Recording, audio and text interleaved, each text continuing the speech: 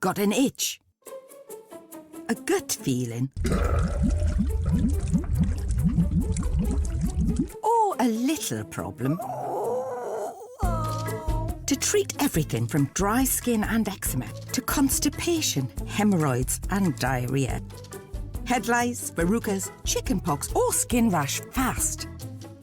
Head to your local pharmacy. NHS, here to help. This is our People podcast, telling the stories behind South Tyneside and Sunderland NHS Foundation Trust.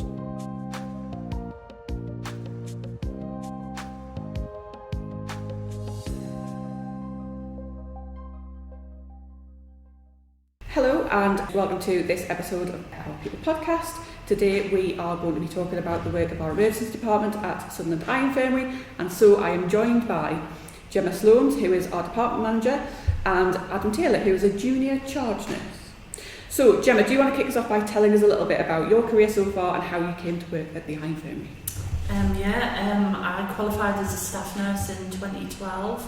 I worked for the Trust on the main hospital, Sunderland Royal Hospital, in elderly medicine for a couple of years, and then I applied to the Eye Infirmary, and then the rest is history. So did you work in any other departments before ED, or?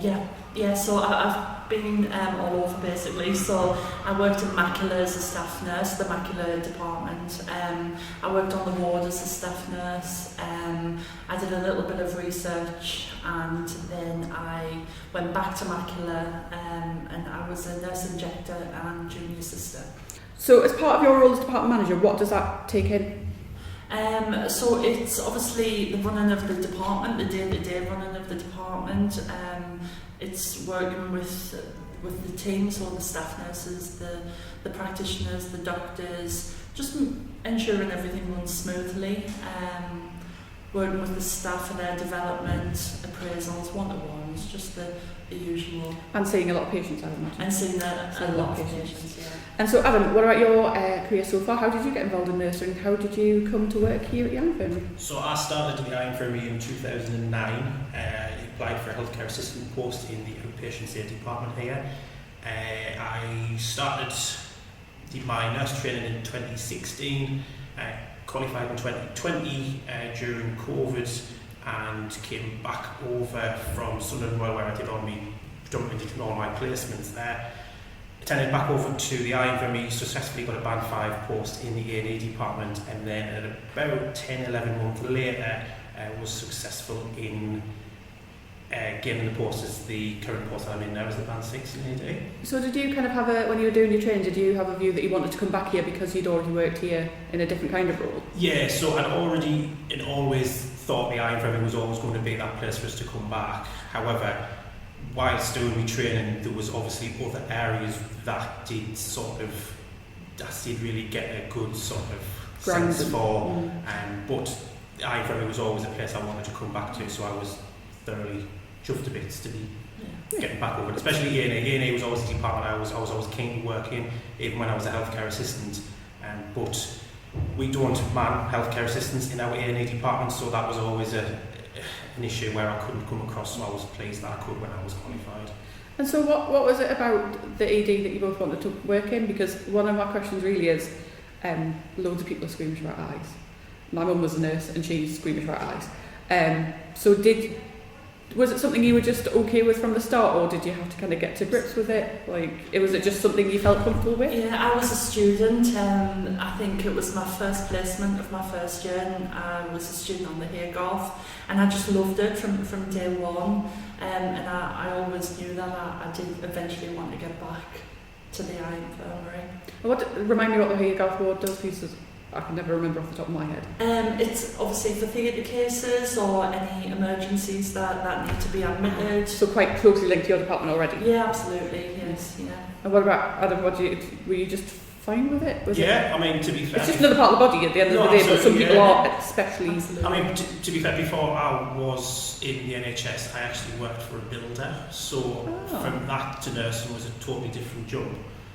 But to be fair, I don't even think I even second guessed or even worried about eyes. I mean, we understand that some people don't like feet, some people don't like teeth, but eyes has always been something I've never really been. Well, I didn't know you used to be in the building trade, so Yes, did you always want to be a nurse? Yeah, so everyone in my family's a nurse. Everyone's always worked in healthcare of some sort, and so we had to sort of carry on tradition somehow. But out of all of us in the family, there's only 3 of us that are actually qualified. But you're also quite handy as well, so there you go. But I can do quite a lot of handy work in the house, that's no problem. That's good to know. Always good to know when a colleague can help out. And so you've already mentioned, Gemma, a couple of different people who work in the team. How is it made up? What other roles are there? So we predominantly we have nurse practitioners, we have doctors, we have sort of senior registrars and SHOs, we have consultant. Most sessions we have a consultant who basically supports ED. We've over the past probably year and a half we've gained an ACP, which is an advanced care practitioner. So Rosie, she was one of our optometrists, and she successfully was appointed into the ACP role. And she's doing brilliant, so yeah. Fantastic stuff. And so, because we're going to be talking about kind of the journey that people take as a patient, I want to start off by kind of at the top talking about some changes you made during the pandemic.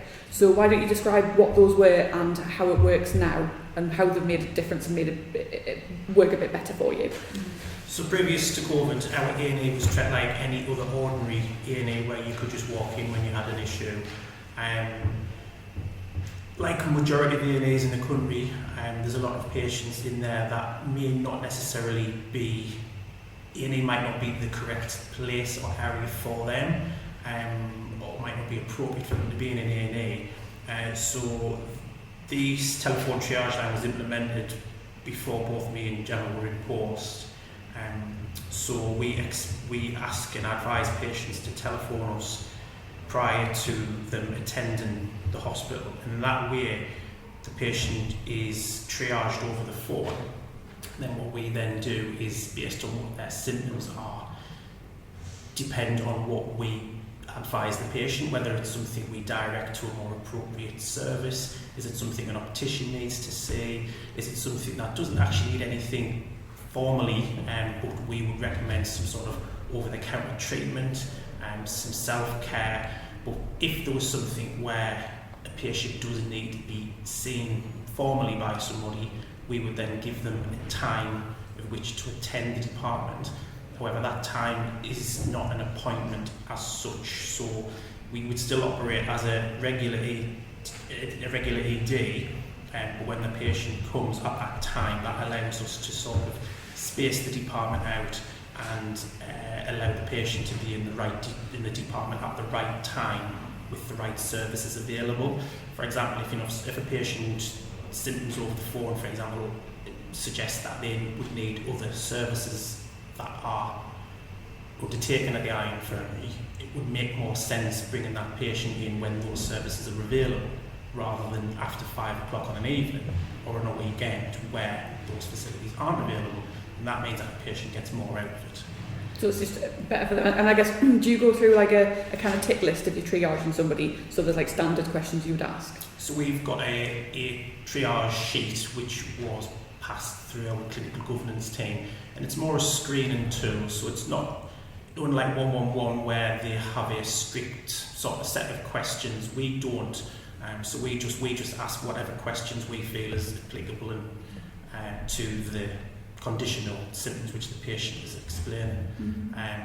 And I feel like it's really useful. I know that the accident and emergency at the main site, and I think South Tyneside, they have a navigation nurse, where predominantly that's what we are doing. We're being a navigation nurse, but it's on the telephone. So like Adam said, we if they don't need treatment from ourselves, we can signpost them to the correct areas. Yeah, because it has been historically known that a lot of people are unaware that there's a lot of over-the-counter treatment available without prescription. For example, the antibiotic that you use for conjunctivitis, you don't need a prescription for. You can buy that from any local pharmacy. And they would go through those checks to make sure it's the right thing for that person. Yeah, exactly. So if a patient explained they had certain symptoms, and we sort of querying whether they had something like a conjunctivitis, we on that basis would then direct them to a pharmacy to try that treatment. But a lot of people don't understand that there's a lot of treatment readily available over the counter, which we would signpost them to if applicable. Right, okay. And so if somebody does then need to come in for treatment and you've decided that actually we do need to see them, we need to take a look at what this is, or they've got an injury or whatever, what happens when they arrive through the doors? And I've also put further down in our little list what the department's like, so I don't know whether you want to touch on that as well, because our listeners might have been to South Tyneside and to Sunderland Royals Hospitals, ED, and to others nearby, but yours is a little bit different, isn't it? So It is, yeah. what happens to them and what kind of setup do you have? So initially they check into the reception, and the receptionist takes their details, and then they are immediately triaged by one of the nursing team, and then it's the nurses who decide what priority they are, and then it's a case of waiting to see one of the doctors or specialists after that. So it's a pretty sort of slick process. Obviously, like Adam said, we are an accident and emergency department, so there may still be delays. However, we've done pretty good with our waiting times. I think our average waiting time is about 70 minutes at the moment, which is really good. And so yeah, we do. And so they would, you would take a look at them, then you'd send them off to the right colleague who would be able to take care of whatever's up, or I guess you might have had a conversation where you say, oh yeah, come in, and actually they can get an over-the-counter resolution, or if it really is an emergency, you can get the ball rolling with that. So our nurses are able to discharge certain patients. So some just see the nurse, and then they go with the advice from the nurse. Others obviously have to wait to see for further treatment. Yeah, because we do have theatres in this hospital. Yes, we do. And other services as well, so you're perfectly placed to be able to say, come back at this time, or you pass them on to another team. Yeah. And so what are the most common injuries and conditions you find yourselves dealing with? So every month we get a log of the 3 most common diagnoses of sort of over the course of that month. The top 3 usually are foreign bodies, whether this be wind-blown foreign bodies, people working on cars, industrial injuries. We even get, you get these little things, but then you do get your unusual ones, what some people might think if we've had usually parents that have maybe been caught in the eye by a nerve gun bullet. We get them quite a lot. We get again parents who usually been clawed in the eye by an animal, a pet, or indeed usually a child is usually caught them in the eye, so these usually get a really nasty corneal abrasion.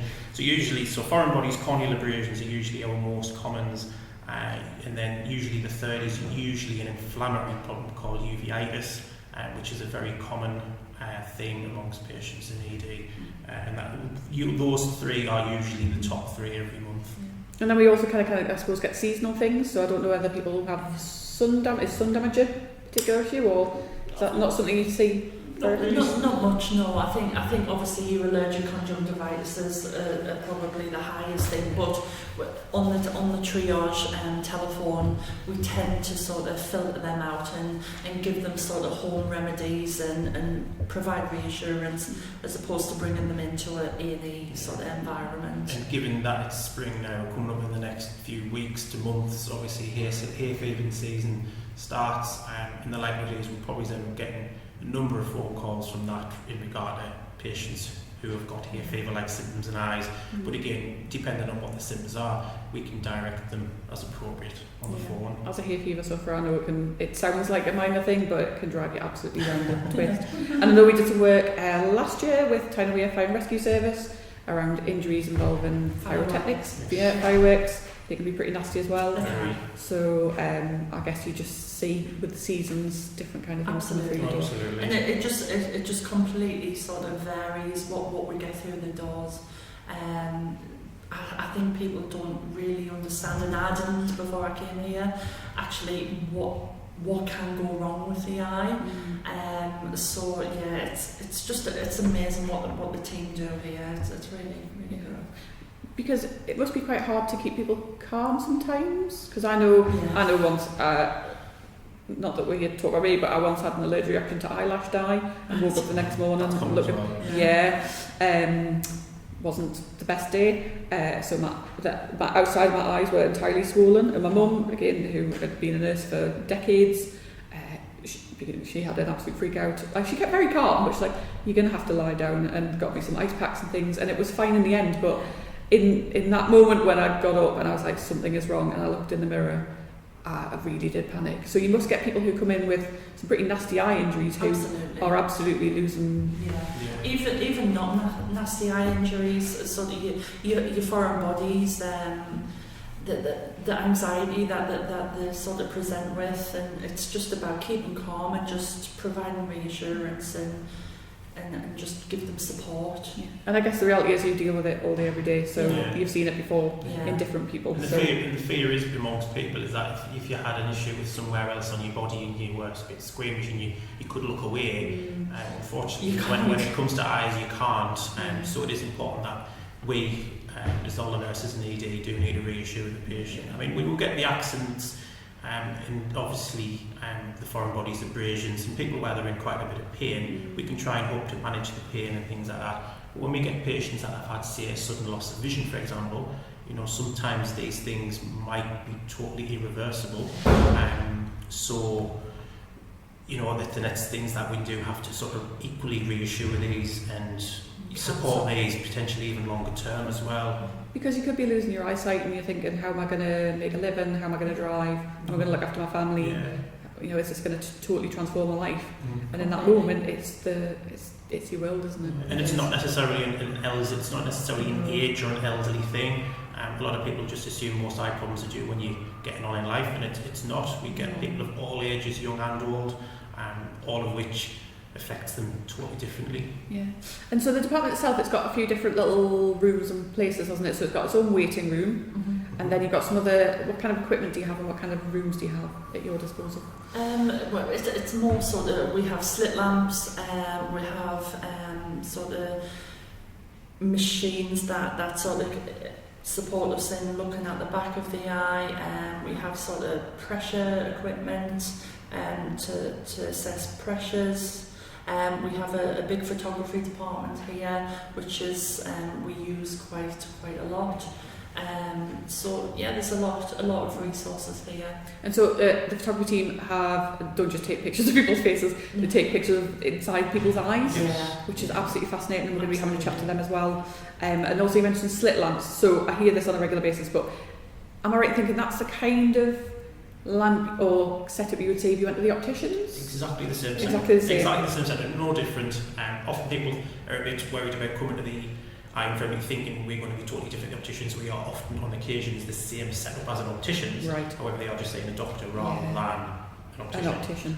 And the slit lamps, because it creates like a very fine line of light that then you can then look in the eyes, is that right? Or you can make it wide as well. Yeah. I was shown one yesterday, so this is fresh in my mind. It's a microscope. It's a microscope with a lamp on it. Exactly. And that helps you see inside the eye. Yeah. Apparently so. That's more clinical. I have no idea. Apparently that's a clinical. So is that something that other members of the team would use rather than you? Yes. Yeah. So that would be the nurse practitioners and the doctors and the consultants.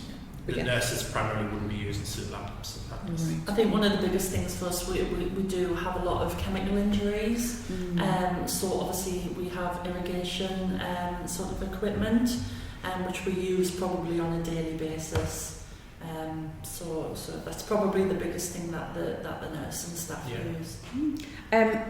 And we are in our boardroom at Sunderland Eye Infirmary, as it's a little bit echoey, a little bit big. It's very grand though. This is quite a nice room to do a podcast in.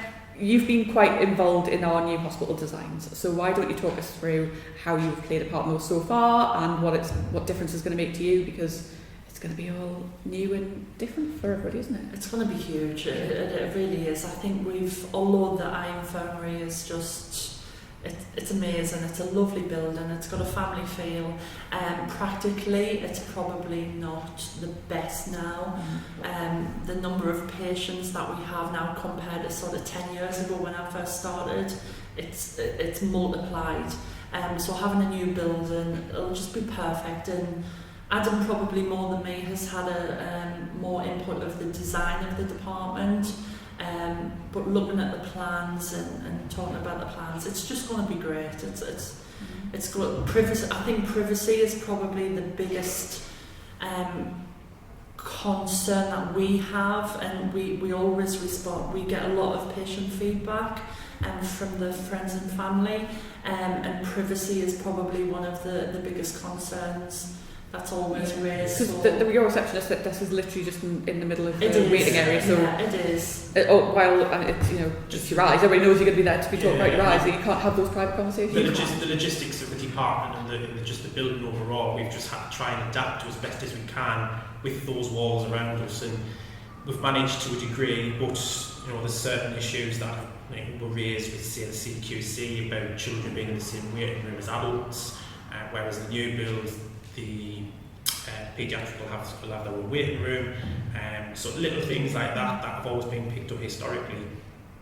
You'll be able to we've been able to address this time around, and the nursing staff was, prior to both me and Gemma, really they were the ones that really sort of got the ball rolling about really the layout of the building, and our department particularly, and then we have sort of just continued from that point onwards. But we've been able to sort of look at layouts, what we want in rooms, how the telephone triage is implemented in the new build particularly, but it's just going to be a lot brighter. There's more windows. We're not going to have hospital eggshell paint that we've classed as.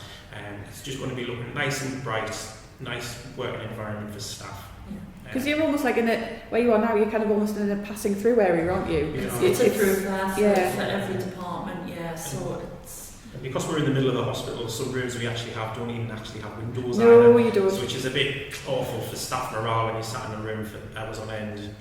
But whereas the new build, a lot better light, better windows, and it's just going to be a lot nicer for both the staff, but not just necessarily for the staff, but for the patients as well. Because how is the layout? I can't remember off the top of my head what your layout's like. Do you have your own like little? Because the ground floor, are you on the ground floor? Yes. And are you going to have your own kind of corner of the ground floor? Yeah, absolutely. Yeah, I think we share the ground floor with the retinal department and photography. So we've got quite a large space. The majority of services that we theoretically use during the day are all on the same floor. So it just means that patients who needed photography in our ED are not walking two flights of stairs to get there. So all of the services and everything, the whole plan's sort of been directed with, even with patients. There was a patient panel was actually part of the build as well. So a lot of patients have had input as well. And you've got your own door here, kind of. Are you going to have your own door in the new? Yes. Because you'll still be a 24-hour service, yes. But the rest of the hospital presumably won't be accessible. So it'll be capable to kind of just have you as an independent part of the building, yes, but still have that door in and out and be part of it on a daily basis. Absolutely, yes. Good. Because you're going to be in the city centre as well, so what difference is that going to make do you think, to patients and to... Whether that increases the footfall, we'll never know. We might not know until we get there. A lot of people might be, if they're in the city centre, might think, oh, I've got a problem with my eye, I'll go over. So that might increase footfall. Historically, there's only a bus that comes to the Eye Infirmary at present, and we get to see people from far and wide in the northeast and beyond, and we get a lot of people say from Hartlepool, for example, and trying to get a bus from Hartlepool to the Eye Infirmary is not the easiest. So whereas most outlying areas, if northeast, you will get a bus into Sunderland at least. So transport and public access for patients will be so much better, a lot better. Because if you end up, because your automatic thought, if something's wrong, you probably end up going to one of our other ADs first. We get a lot of people who just walk in. What happens if they need to come here? Do they have to get themselves here, or does it depend on the situation? The kind of... Because I've been in, the department before, and the person's turned up with an eye issue, and they've got them, taxis being called, or they've called a family member or something along those lines. So it'll presumably be the same. You won't be too far away from Sunderland Royal, though, will you? And it's also going to be nearer to South Tyneside. Yeah, I mean, we're not far from Sunderland Royal. It's great if you've got a car. It's great if or somebody to get you in. However, we wouldn't be able to get it's not, patients not to and from hospital unless there was a clinical need for us to get them there. So if they were seen here, for example, and they needed something like a CT or an MRI or anything like that, or admission over the Royal, we can get them there. But we wouldn't routinely be able to just get people backwards and forwards from sites. Yeah. I suppose that's the logistics of having several hospitals, isn't it? Exactly. Like it's same for any situations. I would like to know, as we kind of come to the close, what do you love most about your job, and what are the kind of biggest challenges you face, but what are the kind of biggest buzz you get from it, what's the satisfaction you get from your job? I think for me it's been ongoing for the past 10 years. I think the fact that we've been here for so long, Adam 15 years, myself 10, it speaks volumes in sort of the ophthalmology, the eye infirmary. I just love I've never woke up one morning and sort of dreaded coming into work. I love it here. It's a family feel. Everybody's friendly. The patients, the majority are extremely grateful for what we do. So yeah, that's pretty much what I love. It's kind of twofold, because you can love your job and you can love the people who you work with, but sometimes absolutely. it can really speak. And a lot of the patients that we see, even historically when I've been in patients and the patients we see now, not necessarily in A&E, but you see them regularly, is that these are long-term managing or reviewing of patients. So I've seen same patients for years, and I've seen, especially when they've been a lot younger, and we've seen them grow up. We've seen, young children come in routinely with issues with their eyes, and now they're coming in as an adult. And a lot of people are on long-term treatment, so they are regulars at the Eye Infirmary. And because they know us, we know them, we've been able to gain and create a rapport with all of those, and that helps with their worries when they come to see us. And that's one thing, is actually because, like Gemma said, it's a very friendly, sociable place for patients, because they know the staff very well because they come here that regularly. That's very good. Yeah. So you might see them in A&D at the start of their journey, but then you see them otherwise, and I guess if you work in different departments, you've just got that consistency of the familiar faces and knowing that you do still helping those people further along the line. And we do get regular people from into A&E with issues that have you don't settle, or they've come for treatment and it has settled, like a uveitis or an inflammatory type of problem, and then in say 6 months' time it's flared up again. So we do get regular attenders not for the wrong reasons, purely just because the nature of what's wrong. Yeah. And so if you were to offer somebody some advice who was looking to work in this area, what kind of wise words or tips would you give them? I would just say, don't be scared of eyes. Yeah. It's not this awful part of the body that it might seem to be. It is very interesting, the eye, in what you can learn from the eye and how other parts of the body and other aspects of the general health can affect the eye's health, and so on, and other things that you can actually identify that has happened, say, neurologically from the eye, is amazing. How you take for granted a lot of things from the eye, and it's just really interesting to learn. Just like other specialities in the trust, but I'm just being biased, but yes, the eye it's the best. It's the best. It is. Gemma, what would you offer kind of somebody who's starting out if they were interested in this area or specialising? Again, I think what Adam said, just go for it. Don't be scared. There is so much more. Like I said previously, I didn't realise sort of how much what goes on in the eye. Basically, it's like its whole own system, and it's just so interesting, and it's whatever you sort of want to get out of it, just like anywhere really. But I would highly recommend the place. I wouldn't be here for 10 years if I didn't. That's a good recommendation. And it's the roles. It's not just nursing. We have the nursing staff, but we have nursing in outpatients. We have nursing in an A&E. We have theatres. We have cataract treatment centres. We have assessment clinics. We have orthoptists, pharmacists.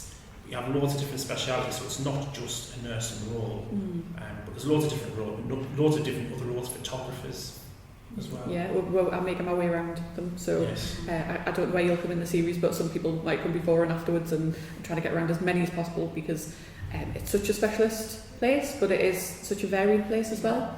Even within this building, it's there's loads of different things you can do. Absolutely. I think your eyesight, it's your life, isn't it? And sort of we do so much here to try and preserve a patient's sight.